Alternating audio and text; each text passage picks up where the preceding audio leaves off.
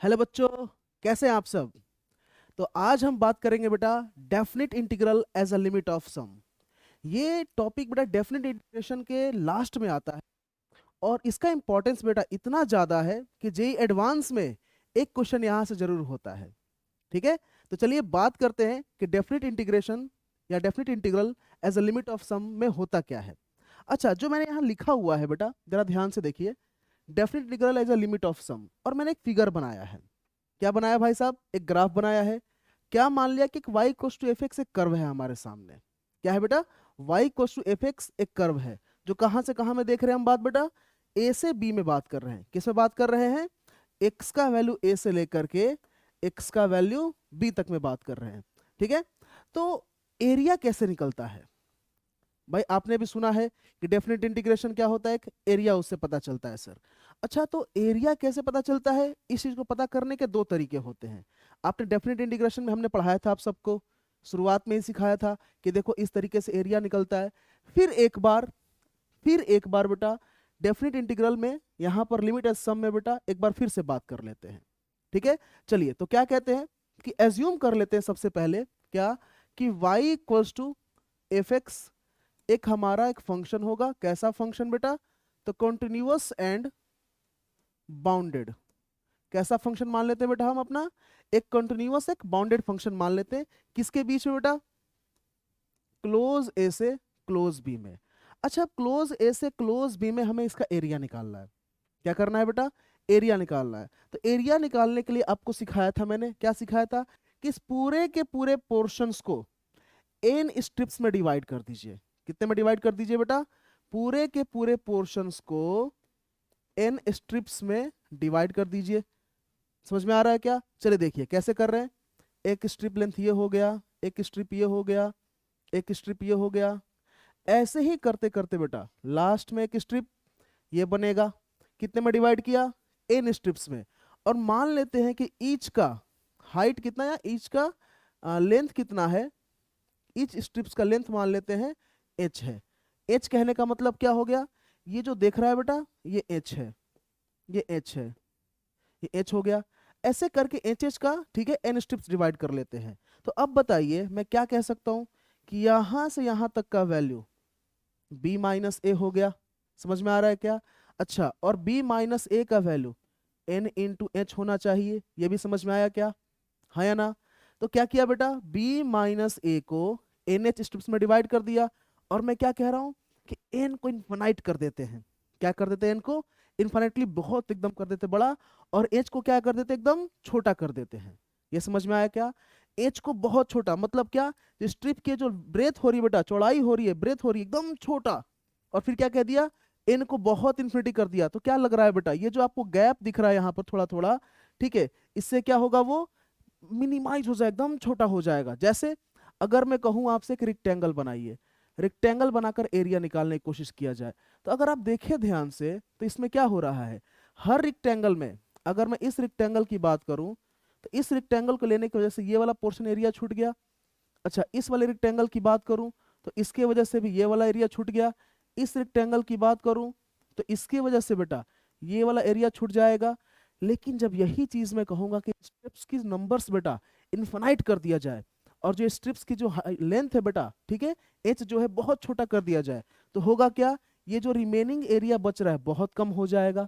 ये समझ में आ रही क्या बात? रिमेनिंग एरिया जो है बहुत कम हो जाएगा। तो इससे जो हमारा एरिया निकलेगा वो एक्यूरेट की तरफ जाएगा। बात समझ में आ रही क्या बेटा? चलिए तो अब बात करते हैं, देखिए कि इसका एरिया लिखा कैसे जाए। ये जो पोर्शन हमने लिया है इसका एरिया लिखा क्या जैसा है, अब देखिए जरा ध्यान से। अब ये ए है बेटा, तो ये वाला पोर्शन कितना होगा? एफ ऑफ ए, और इसकी लेंथ कितनी है बेटा? एच। तो एरिया कितना हो जाएगा भाई साहब? A into sorry H into F of A. ये समझ में आ गया क्या? अच्छा, ये एच था, तो इसका अगर मैं कोऑर्डिनेट कहना चाहूं तो ए प्लस एच कहूंगा। तो इस वाले पोर्शन का कोऑर्डिनेट कितना हो गया? F of a plus H. अच्छा, स्ट्रिप की लेंथ कितनी है? एच ही है, तो फिर क्या लिखूंगा? H into F of a plus H. अच्छा, दूसरे वाले पोर्शन पे आए तो इसका क्या कहूंगा मैं? ए प्लस टू एच कहूंगा। ये समझ में आ रहा है क्या? और फिर ये वाला वैल्यू कितना हो जाएगा, F of a plus 2h। अच्छा, इस वाले रेक्टेंगल की बात करूंगा एरिया की, तो इस रेक्टेंगल के एरिया क्या कहूंगा बेटा, h into F of a plus 2h। अच्छा, मैंने n तक डिवाइड किया है, तो इस वाले का एरिया क्या होगा बेटा, जरा सोच के बताओ तो कितना होना चाहिए, h into F of a plus n minus 1 into H. ये समझ में आ रहा है क्या? तो लास्ट में हमें एरिया क्या मिलेगा, h इंटू ए plus n minus 1 into H. अच्छा, इसको नाम दे थोड़ी देर के लिए, क्या दे दिया जाए, Sn। क्या नाम दे दिया जाए बेटा इसको थोड़ी देर के लिए, Sn। तो Sn क्या मिला देखिए, h सब में से बाहर निकाल लिया, सब में से क्या कर लिया, बाहर। तो क्या मिला बेटा, F of a plus H, F of a plus 2h। और ऐसे ही करते करते बेटा कहाँ तक गए हम, a plus n minus 1 into h तक गए। ये समझ में आया क्या सभी को, हाँ या ना? अब इसी एरिया को हम क्या करेंगे बेटा, इंटीग्रेशन में कन्वर्ट करेंगे।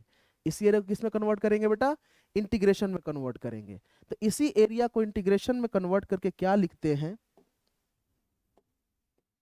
क्या लिखते हैं, कंडीशन क्या होता है कि n का वैल्यू इनफाइनाइट हो जाए, बहुत ज्यादा हो जाए स्ट्रिप्स की संख्या, और उनकी जो लेंथ है भाई साहब वो लिमिट क्या कर जाए बेटा, 0 को कर जाए। क्या कर जाए बेटा, 0 को कर जाए। तो ओवरऑल ध्यान से देखिए, ओवरऑल हम एरिया क्या कहेंगे, जो हमारा Sn आया, क्या आया Sn हमारा, h F of a plus f of a plus h plus f of 2 plus H, और ऐसे ही करते करते क्या आया बेटा, F of a plus n minus 1 into H. ये हमारा आया। अब इसी में हमने क्या कह दिया कि n की संख्या, n का वैल्यू इनफाइनाइट चली जाए, और h हमारा किसको टेंड्स कर जाए बेटा, 0 को। तो Sn जो हमने कहा, अब क्या कहेंगे कि limit n tends to infinity and h tends to 0, h times of f of a plus f of a plus h plus f of a plus 2h plus, ऐसे करते करते कहाँ तक, तो a plus n minus 1 into h तक चले जाएंगे हम। क्लियर हुआ क्या, हाँ या ना? इसी को बाद में क्या कहते हैं हम, integration of a to b f x d x. इसी को क्या कहते हैं बेटा, integration of a to b f x d x. तो अब हम जब बात कर रहे हैं बेटा, ध्यान से सुनिए, ध्यान से सुनिए, इसको क्या हम कह रहे हैं। अच्छा, इसी चीज को अगर आप ध्यान से देखें तो और कैसे लिखा जा सकता है, सिग्मा h इंटू ए plus r minus 1 into h. दिख रहा है क्या आपको, हाँ या ना? और क्या लिखा हुआ है कि r का वैल्यू 1 से लेकर के कहाँ तक जा रहे हैं हम, n तक जा रहे हैं। दिख रहा है क्या बेटा?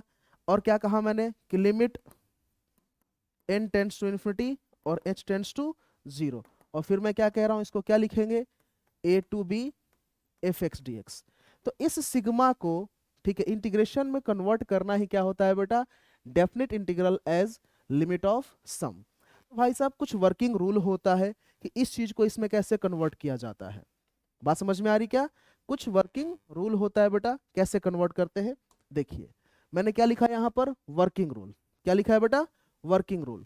कैसे कन्वर्ट करना है देखिए, तो 1/n sigma r equals to something मान लेते हैं बेटा, ठीक है, चलिए यहाँ 0 थोड़ी देर के लिए मान लेते हैं, n F of r by n। अच्छा, इसको अगर हमें लिखना है a से b f x d x, तो क्या रूल होना चाहिए, क्या किससे कन्वर्ट करना चाहिए, किसको किससे कन्वर्ट करना चाहिए, रिप्लेस करना चाहिए, उसके बारे में बात करते हैं। ठीक है, देखिए तो रिप्लेस किसको किससे करेंगे बेटा, रिप्लेस 1/n को रिप्लेस करते हैं dx से। 1/n को किससे रिप्लेस करते हैं बेटा, dx से। अच्छा, सिग्मा को इंटीग्रेशन से, सिग्मा को किससे रिप्लेस करते हैं बेटा, इंटीग्रेशन से। अच्छा, r/n को रिप्लेस करते हैं बेटा x से। किससे रिप्लेस करते हैं बेटा, r/n को x से। अच्छा, अब पूछोगे कि sir lower limit upper limit कैसे आएगा, लोअर लिमिट और अपर लिमिट कैसे आएगा। तो अब बात देखिए बेटा, a का वैल्यू होता है r इनिशियल, a का value r initial by n और limit n tends to infinity. अच्छा, b का वैल्यू होता है limit n tends to infinity r final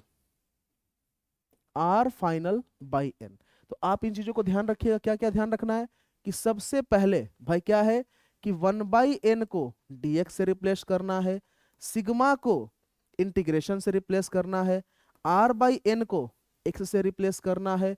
अच्छा, लोअर लिमिट a को कैसे लिखना है, limit n tends to infinity r initial by n, और b को कैसे लिखना है, limit n tends to infinity r final by n। बात समझ में आ गई क्या? तो चलिए अब क्वेश्चंस करते हैं। देखिए, जैसे आपके सामने पहला क्वेश्चन है बेटा कि evaluate limit n tends to infinity 1/n + 1, 1/n + 2, 1/n + 3 से लेके कहां तक जा रहा है बेटा, 1/4n तक। अब हमें ये सबसे पहले पता लगाना होता है कि इसको सिग्मा में कैसे लिखा जाए।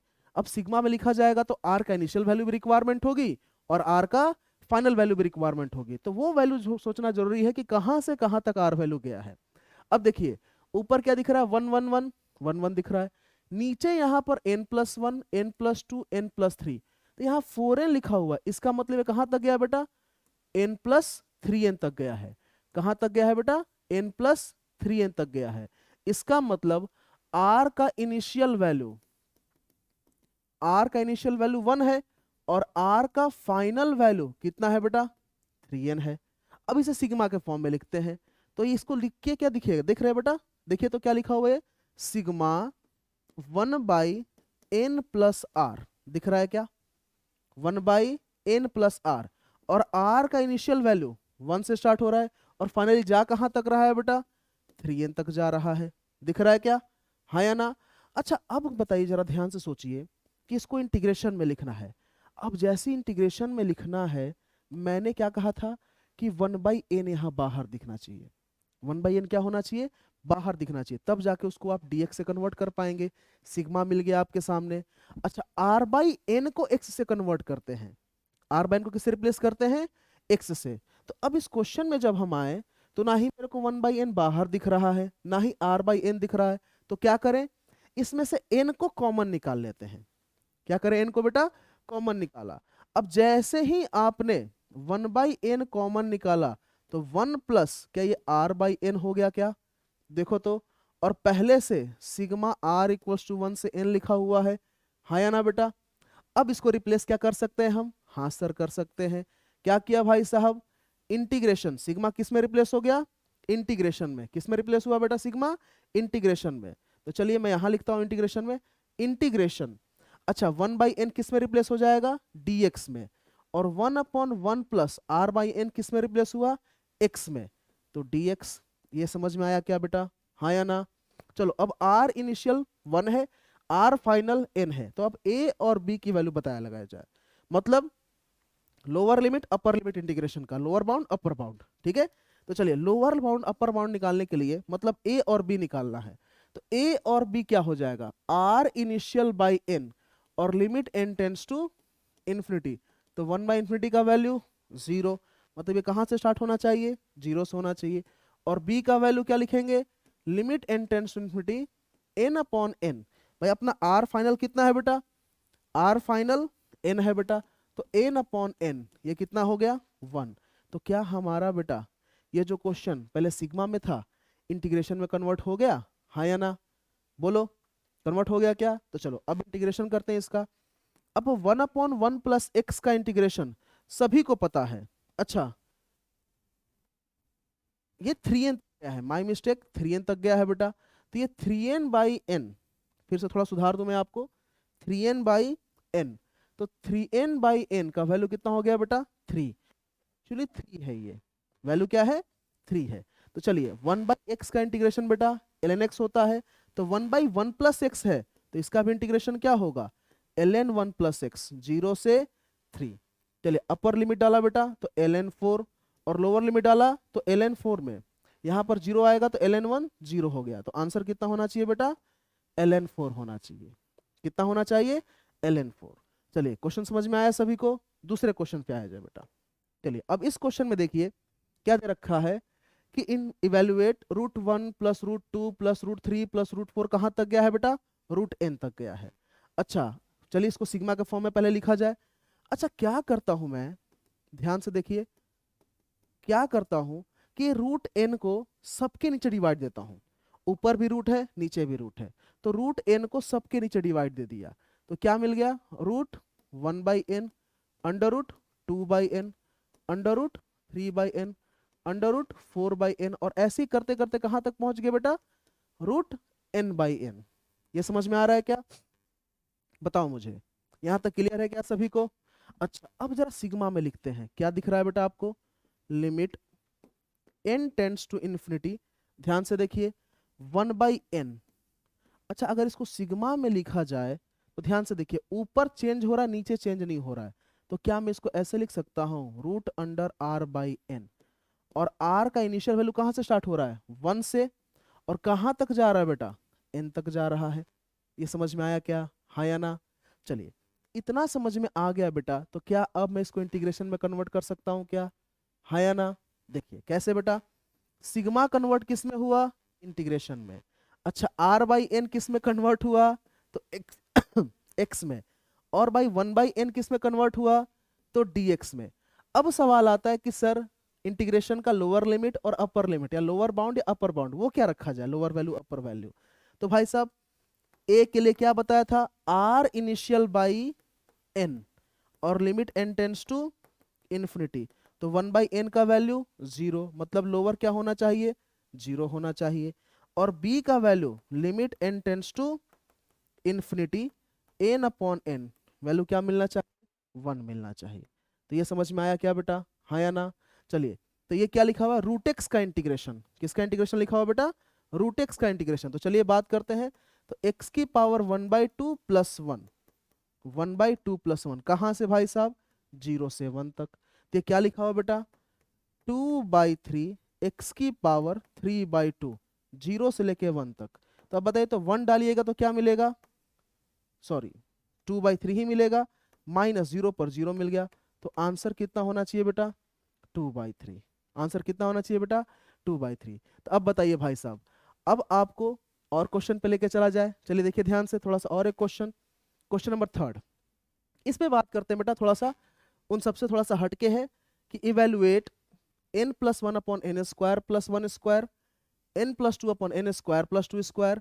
अच्छा, कहां तक गया है, n/5n।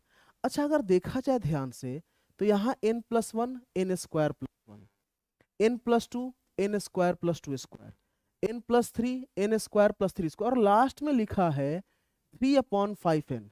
भाई ऊपर जैसा हमें दिखना चाहिए था वैसा तो दिख नहीं रहा, लास्ट में पहले क्या दिख रहा है, n+2 n+3, अब क्या दिख रहा है, 3 दिख रहा है, n तो नहीं दिख रहा है। तो क्या करते हैं कि इसमें सबसे पहले n से मल्टीप्लाई कर दिया, किससे मल्टीप्लाई कर दिया, n से, तो 3n/5n²। अब n+1 n+2 n+3 दिख रहा, वैसा ही फॉर्मेट बनाने की कोशिश किया जाए, तो n+2n कहां तक गया, इसका मतलब ये 2n तक गया है, और नीचे देखिए n² से स्टार्ट हुआ है बेटा, n² और ये क्या हो गया, 2n का होल स्क्वायर। क्या समझ में आ गया क्या, कहां से कहां तक गया है? तो चलिए इसको सिग्मा में लिखा जाए, क्या लिखा जाएगा, सिग्मा क्या लिखा जाएगा बेटा, n+r, और नीचे n² प्लस r²।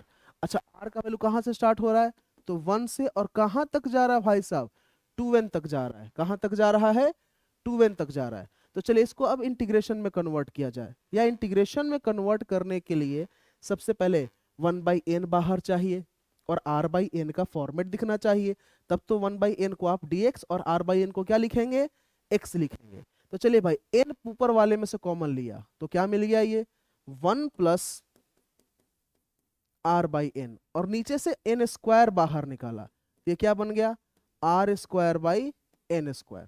अच्छा, एक n से एक n कैंसिल आउट हो गया, तो एक n बाहर दिख गया, क्या बेटा, 1/n बाहर दिख गया, और फिर sigma 1 plus r/n/1 plus r/n का होल स्क्वायर, और r का वैल्यू 1 से लेके कहां तक, 2n तक। तो चलिए अब इस क्वांटिटीज को बेटा इंटीग्रेशन में कन्वर्ट किया जाए, क्या लिखा जाएगा, कि भाई साहब सिग्मा किस में कन्वर्ट हुआ, इंटीग्रेशन में। अच्छा, 1 r/n को x से, और r/n के स्क्वायर को x² से। अच्छा, 1/n किस में कन्वर्ट हुआ, तो dx में कन्वर्ट हो गया। अच्छा जी, बहुत ही अच्छे। तो इनिशियल कैसे निकालें, तो a का वैल्यू क्या था, limit n tends to infinity r initial by n, ये 0 हो गया। और b का वैल्यू क्या था, r फाइनल अपॉन n, तो ये 2 हो गया बेटा। तो 0 से लेके कहां तक इंटीग्रेट करना है हमें, 2 तक इंटीग्रेट करना है। तो चलिए अब बात करते हैं 0 से 2, 1 plus x upon 1 plus x square dx। ये बात समझ में आ रही क्या, 0 से 2, 1 plus x upon 1 plus x square dx। अच्छा, डेफिनेट इंटीग्रेशन में आपने इस चीज को सीखा होगा कि भाई इसको क्या कर लिया जाए, अलग अलग सेपरेट कर लिया जाए। तो क्या लिखा जाएगा, 1 अपॉन 1 प्लस एक्स स्क्वायर और x upon 1 plus x square. अब दोनों का अलग अलग इंटीग्रेशन कर लिया जाए। बात समझ में आ रही क्या बेटा। अच्छा, तो ये देखिए 1 अपॉन 1 प्लस एक्स स्क्वायर का इंटीग्रेशन क्या होता है भाई साहब, tan इनवर्स x। ये क्या लिखा हुआ है, tan इनवर्स x, कहां से कहां बेटा, 0 से 2।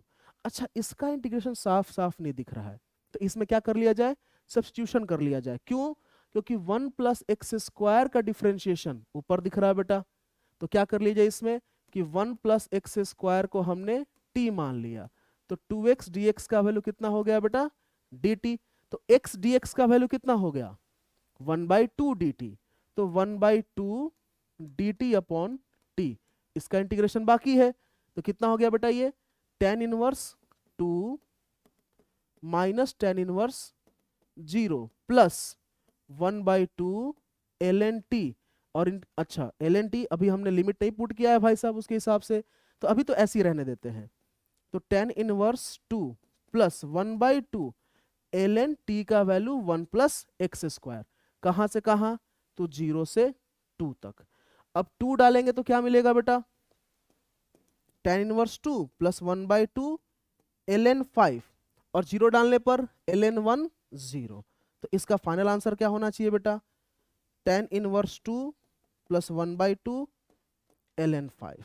समझ में आया क्या, है या ना। तो चलिए आपके लिए 2 क्वेश्चंस मैं होमवर्क में दे रहा हूं। एक क्वेश्चन ये है, इसको नोट करें आप, और दूसरा क्वेश्चन आपके लिए होमवर्क में है बेटा, ये क्वेश्चन होमवर्क में है।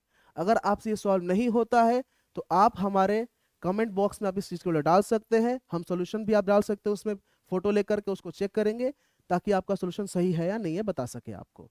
ठीक है, चलिए आज के लिए थैंक यू।